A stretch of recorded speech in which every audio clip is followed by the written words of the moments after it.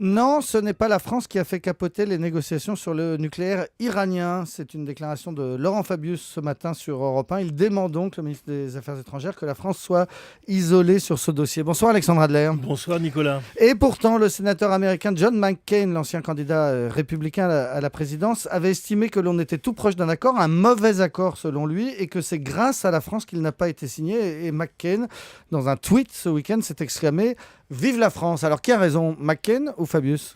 C'est une bonne question. Disons que McCain, c'est, selon la fable de La Fontaine, le pavé de l'ours, l'ami qui vient à votre secours au moment où on n'en aurait pas besoin.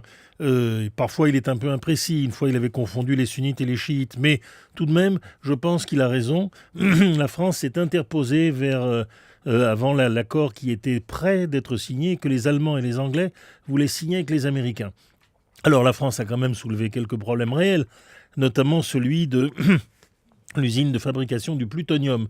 Le plutonium, c'est un autre chemin pour enrichir l'uranium, pour fabriquer une bombe atomique, que l'enrichissement par l'uranium. Et donc, il faut qu'il soit compris dans l'accord global. Les 6 mois de moratoire que les Iraniens ont plus ou moins proposés ne font pas l'affaire. Donc, finalement, les Américains ont fait semblant de prendre les propositions françaises pour constructives. Ils ont intégré quelques objections et puis ils vont essayer de revenir à la charge pour faire passer l'accord. Et là, on verra bien si Laurent Fabius est pour ou contre. Mais en vrai, pourquoi la France s'oppose à cet accord? Et voilà encore une très bonne question à laquelle je n'ai pas la réponse. C'est-à-dire que on voit la France prendre des positions extrêmes déjà dans le conflit syrien, où elle était en train de bloquer l'accord sur le démantèlement du chimique, pour des raisons de principe là encore. Et ça fait 2 fois. Alors, qu'y a-t-il? Rigidité des dirigeants français du Quai d'Orsay, c'est possible.